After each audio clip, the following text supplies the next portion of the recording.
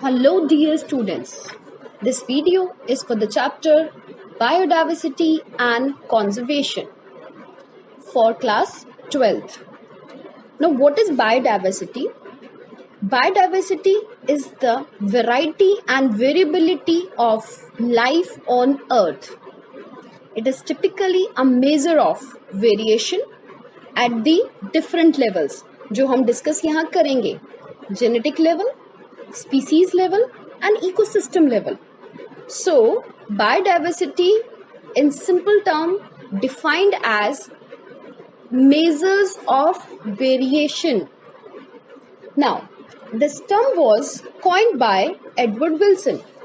Of course, diversity ranges from a macromolecules to a bigger unit or the biggest unit, that is biome. Well, moving ahead, as I told you, biological diversity is divided actually in this chapter, in this NCERT, it is given that it is of three, we can study this at three level, that is genetic diversity, species diversity and ecological diversity. But in NCERT, it is given that this diversity is so amazing, so beautiful that we actually, if we read about it, then we come to know how rich we Indians are, because our country is full of this diversity. Well, in our biosphere, immense diversity exists, not at a species level, but all the levels of biological organization, as I told you, at the macromolecule level or at the biome level. Now, we will start with genetic diversity. Greater the genetic diversity among organism of a species, more sustainable it has against environmental perturbations. बच्चा जितना ज़्यादा genetic diversity होगी, पहले मैं आपको थोड़ा सा genetic diversity के बारे में बताती हूँ.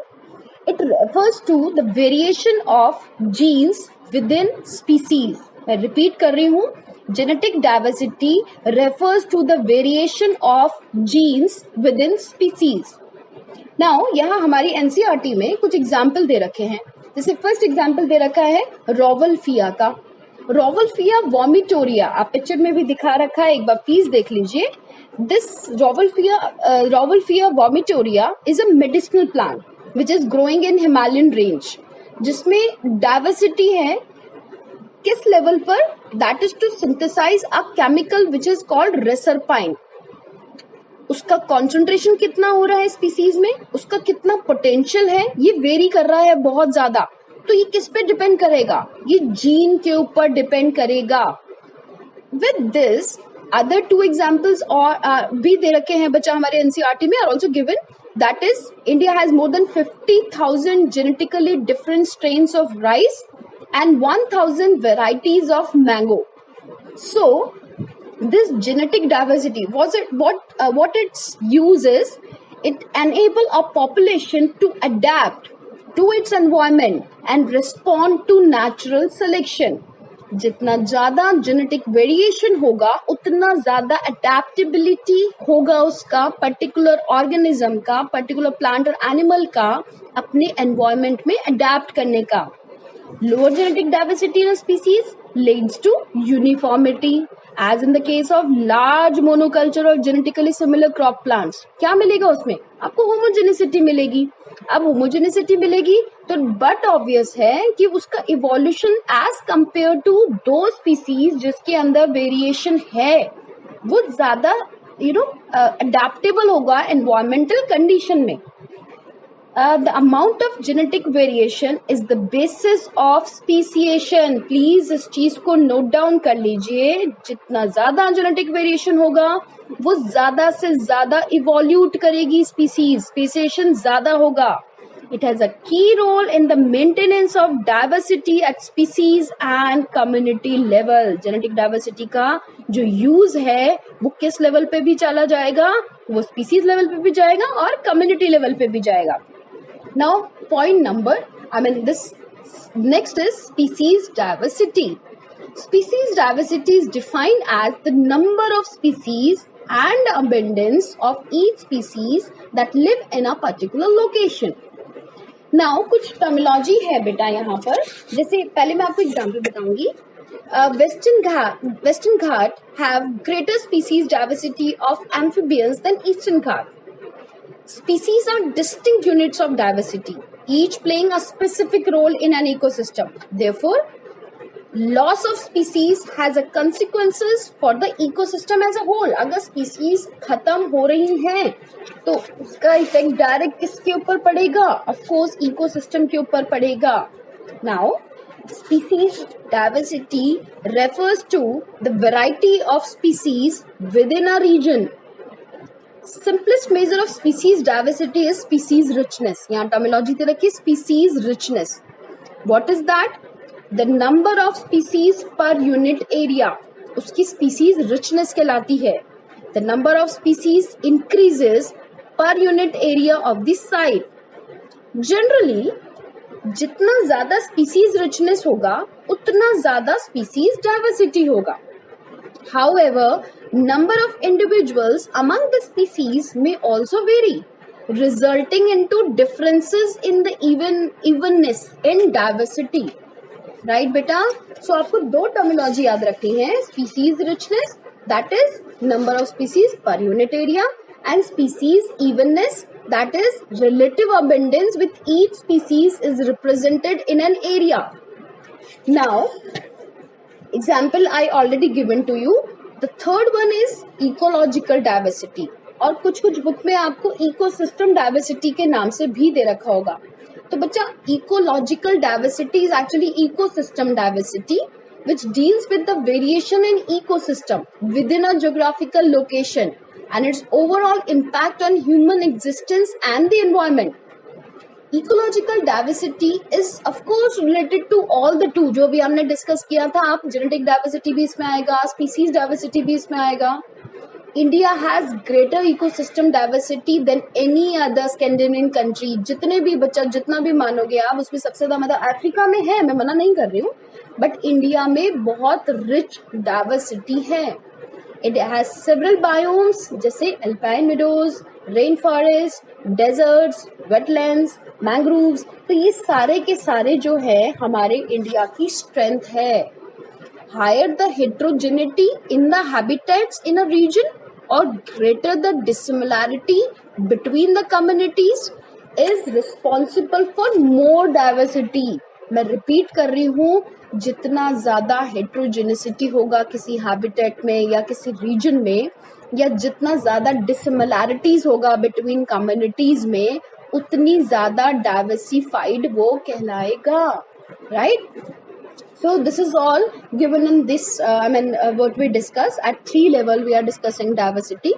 Some examples are given. You can see like what is tree, coral reef, rainforest, mangroves, ये सब बच्चा examples हैं. Now global biodiversity. अभी तक हमने बात कर लिया छोटे लेवल पर, अब हम बात करते हैं global biodiversity. तो बच्चा, according to IUCN, that is international union for conservation of nature and natural resources, ने 2004 में बताया कि टोटल प्लांट और एनिमल स्पीसीज जो है उनका नंबर है 1.5 million. More than 70% of the species recorded are animals and 22% plants. अब 70% एनिमल्स जो आप बात कर रहे हो उसमें सबसे ज्यादा कौन है? Insects. A more conservative and scientifically sound estimation has been made by Robert May. Robert May scientist का प्लीज नाम याद रखिएगा, क्योंकि इन्होंने बहुत काम किया है और इन्होंने बोला 7 मिलियन मतलब डाइवर्सिफाइड डिफरेंट स्पीसीज हैं अकॉर्डिंग टू इनके एस्टिमेट. इतना इन्होंने अपना बताया. वेल, जितने भी एस्टिमेशन दिया जा रहा है उसमें प्रोकैरियोट्स को कंसिडर नहीं किया जाता. ऐसा क्यों?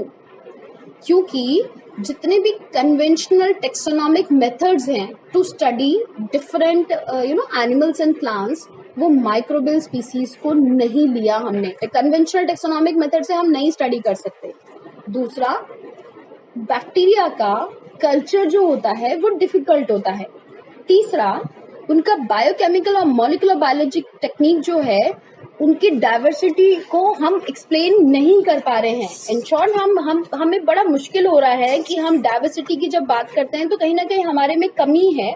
व्हाट दैट कमी इज कि हम बैक्टीरिया को कंसिडर ही नहीं कर पाए हैं। So the reason for this is number 1, conventional taxonomical method जो है वो सुटेबल नहीं है इनको स्टडी करने के लिए।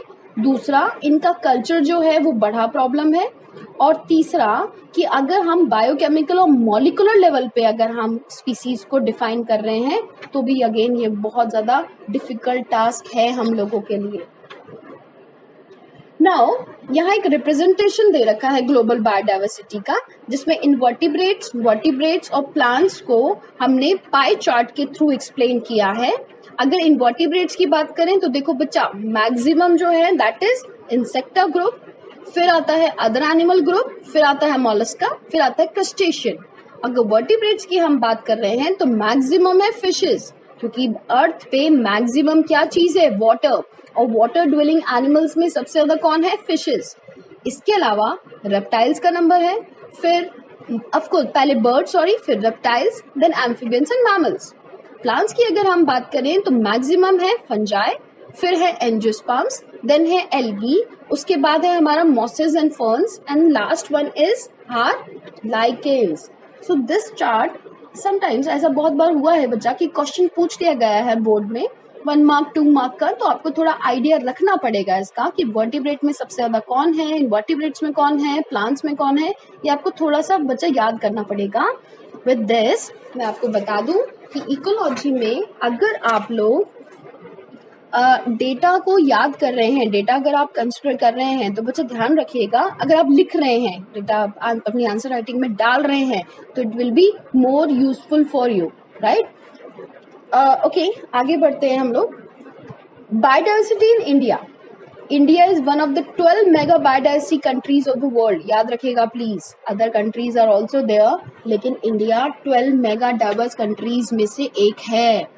India has only 2.4% of land area of the world. It has 8.1 of the global species biodiversity and about 45,000 species of plants and 90,000 to 1 lakh species of animals. New species are yet to be discovered name. ये तो हमेशा याद रखिएगा कि कितनी सारी ऐसी species है जिसके बारे में अभी पता नहीं है कि वो एग्जिस्ट कर भी रही है या नहीं कर रही है, राइट। नाउ रॉबर्ट मे का जो एस्टिमेशन था उसमें था 22% of total species have been recorded. India has probably more than 1 lakh species of plants and 3 lakh species of animal to be discovered and described. ये उन्होंने बताया था इसके बारे में। ना pattern of biodiversity, what is the pattern, कैसे होती है डाइवर्सिटी का, क्या लिया है हमने, तो biodiversity is not uniform through out the world but varies with latitude and altitude. Now, favorable environmental condition, of course, favors speciation or the formation of new species and make it possible for a large number of species to exist there. That is, biodiversity is more in such area than any other, area. Reason being, favorable environmental condition होगा तो but obvious है ना कि जो population है वो बढ़ेगा, population बढ़ेगा तो उनकी diversity बढ़ेगी। Now, हमने study किया latitudinal gradient. Now, biodiversity is not uniform throughout the world. Now, what this latitudinal gradient is? In general, species diversity decreases as we move away from the equator towards the pole. This we know. Now, एक example दे रखा है बच्चा कि Amazon rain forest जो south America में है उसमें greatest biodiversity है पूरे अर्थ पर, इसलिए हम उसे लंग ऑफ द अर्थ कहते हैं। It is the home for 40,000 species of plants, 3,000 species of fishes, 1,003 species of birds, 427 of mammals, 427 of amphibians, 378 of reptiles and more than 1,25,000 invertebrates. Well, एक तो ये चीज हो गई। अब ट्रॉपिकल और टेम्परेट की भी हम बात करें तो ट्रॉपिकल रीजन जो होता है वहां पर आपको ज्यादा स्पीसीज की डाइवर्सिटी मिलती है। रीजन क्या है इस चीज का? पहला रीजन है बेटा कि स्पीसीएशन जो है वहां पर इसलिए ज्यादा है क्योंकि टेम्परेट रीजन में बहुत ज़्यादा फ्लक्चुएशन होता है लेकिन ट्रॉपिकल में नहीं होता, वो अनडिस्टर्ब है। दूसरा रीजन है दैट इज कि जो ट्रॉपिकल एनवायरनमेंट है वो टेम्परेट के कंपैरेटिवली लेस सीजनल है। एंड तीसरा, जो सोलर एनर्जी की अवेलेबिलिटी है वो ट्रॉपिकल रीजन में ज़्यादा है, जिसकी वजह से वहाँ पर प्लांट ज़्यादा अच्छा है और एनिमल नेचुरल है, प्लांट पे डिपेंडेंट एनिमल्स जो होंगे वो ज़्यादा होंगे। तो these are the three reasons why the tropics have greater biodiversity than temperate one. Now next topic is species area relationship. बच्चे एलेक्जेंडर वॉन हम्बोल्ट ने एक चीज ऑब्जर्व किया था कि जो रीजन में, स्पेसिफिक रीजन में जो स्पीसीज रिचनेस है वो इंक्रीज होती है जैसे जैसे रीजन बड़ा होता है, but up to a limit, उसके बाद वो कांस्टेंट हो जाता है। कैसे, इसको कैसे समझेंगे? हमने एक सर्किल लिया ए, एक सर्किल उसके बाहर किया B, next C and last one D. तो ए वाला जो सर्किल है उसमें सपोज पॉपुलेशन है 10, बी वाला जैसे हम सर्किल पे गए, एरिया जब बढ़ा बी वाले सर्किल पे हम गए तो 10 का हो गया 20, मतलब स्पीसीज का जो रिचनेस है वो बढ़ गया। जब हम सी सर्किल पे गए तो इट बिकम्स 40, लेकिन जब हम डी सर्किल पे गए तो 40 का क्या हुआ आगे, 42, 41। तो डी सर्किल पे पहुंचते पहुंचते वो जो स्पीसीज रिचनेस बढ़ता जा रहा था वो अब एक तरीके से कांस्टेंट हो गया। उस चीज को उन्होंने प्रेडिक्ट किया एक ग्राफ से। ये ग्राफ जो आ रहा है दैट इज रेक्टेंगुलर हाइपरबोला, जिसमें स्पीसीज रिचनेस को हमने जो ग्राफ लिया उसमें एरिया के अगेंस्ट दिखाया है, और हमारे पास जो आ रहा है ये S is equal to C A Z. इसमें S क्या है, that is species richness, A क्या है, दैट इज एरिया, C क्या है, Y इंटरसेप्ट, एंड Z क्या है, यहाँ पर Z है slope of line, that is regression coefficient. बच्चा जो ये Z वैल्यू है ये हमेशा कांस्टेंट होती है। इकोलॉजिस्ट ने देखा कि ज्यादातर छोटे एरिया को जब आप स्टडी कर रहे हो, उसकी अगर स्पीसीज एरिया रिलेशनशिप निकाल रहे हो तो Z की वैल्यू फिक्स होती है, दैट इज 0.1 to 0.2। लेकिन अगर आप बहुत बड़े एरिया की बात कर रहे हो तो ये वैल्यू बढ़ जाती है, दैट इज 0.6 to 1.2। और इसके अलावा कुछ फ्रूटिंग बर्ड्स में या मैमल्स में, जो हम ट्रॉपिकल फॉरेस्ट की बात करें तो वहां पर ये जो वैल्यू है Z की ये और भी ज्यादा बढ़ रही है, that is 1.15। So what this shows कि रिग्रेशन एक कोफिशिएंट एक्चुअली है क्या बच्चा, ये रिलेशनशिप है बिटवीन वैल्यूज। मतलब अगर रिग्रेशन कोफिशिएंट बढ़ रहा है तो मान के चलिए उससे हम पता कर रहे हैं कि स्पीसीज रिचनेस कम हो रही है। ये तो हमने बात कर लिया इस ग्राफ पर बना हुआ रेक्टेंगुलर हाइपरबोला। तो फिर ये लॉग स्केल क्या है? तो अगर आप ध्यान से देखें स्पीसीज रिचनेस और एरिया को जो कंपेयर किया है वो एक पॉइंट पर आकर बार बार सेम स्पीसीज रिचनेस आती जाएगी, एरिया को आप बढ़ाते जाओगे क्योंकि वो स्लोप जो ऊपर आ रहा है बेटा वो कांस्टेंट है। लेकिन अगर आप लॉग स्केल पे किसी चीज को दिखा रहे हो तो वो ज्यादा एक्यूरेसी दिखाता है, इसलिए हमने स्पीसीज एरिया रिलेशनशिप को लॉग स्केल पे भी दिखाया है और रेक्टेंगुलर हाइपरबोला पे तो दिखाया ही है। Now the next topic is what is the importance of species diversity to ecosystem. फायदा क्या है? तो ध्यान रखिएगा बेटा कि जितना ज्यादा स्टेबल होगा, मतलब जितना ज्यादा चीजों में चेंजेस कम आएंगे, स्टेबिलिटी होगी अगर इकोसिस्टम में, वो उतना ज्यादा प्रोलिफरेट करेगा। Well, ecologists believe that communities with more species tend to be more stable than those with less species। पहली चीज ना, स्टेबिलिटी के लिए एट्रीब्यूट्स क्या है? पहला, वेरिएशन कम हो, ईयर टू ईयर प्रोडक्टिविटी में वेरिएशन कम हो। दूसरा, it must be either resistant or resilient to seasonal disturbances, कम से कम हो। एंड तीसरा, it must be resistant also to alien species।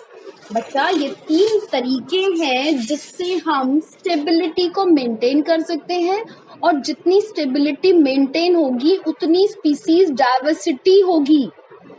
इसके अलावा बच्चा हमारी बुक में एक एनालॉजी दे रखी है जो पॉल एल्ड्रिच ने समझाया था रिवेट पॉपर हाइपोथेसिस से, जिसमें उन्होंने बोला कि एक प्लेन जो है वो है इकोसिस्टम, और उस प्लेन को बनाने वाले जो छोटे छोटे से रिविट्स हैं वो है उसकी स्पीसीज। तो अगर एक स्पीसीज मतलब एक रिविट अगर गिर रहा है, कहीं का भी, अंदर की सीट का गिर रहा है, विंडो का गिर रहा है, तो कोई फर्क नहीं पड़ रहा है इकोसिस्टम पर।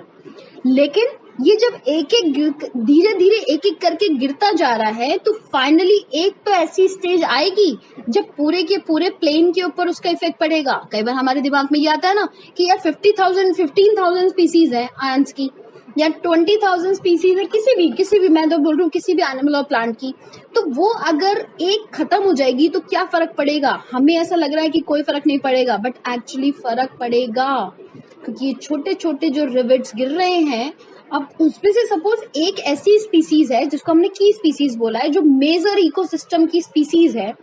हम एग्जाम्पल ले रहे थे, अभी एनालॉजी ले रहे थे बच्चा हम इसकी एयरप्लेन से, तो मैं बोल रहा हूँ एयरप्लेन के किसी इंजन का पार्ट गिर रहा है तो क्या प्लेन के ऊपर इफेक्ट पड़ेगा? ऑफ कोर्स डायरेक्ट इफेक्ट पड़ेगा, राइट।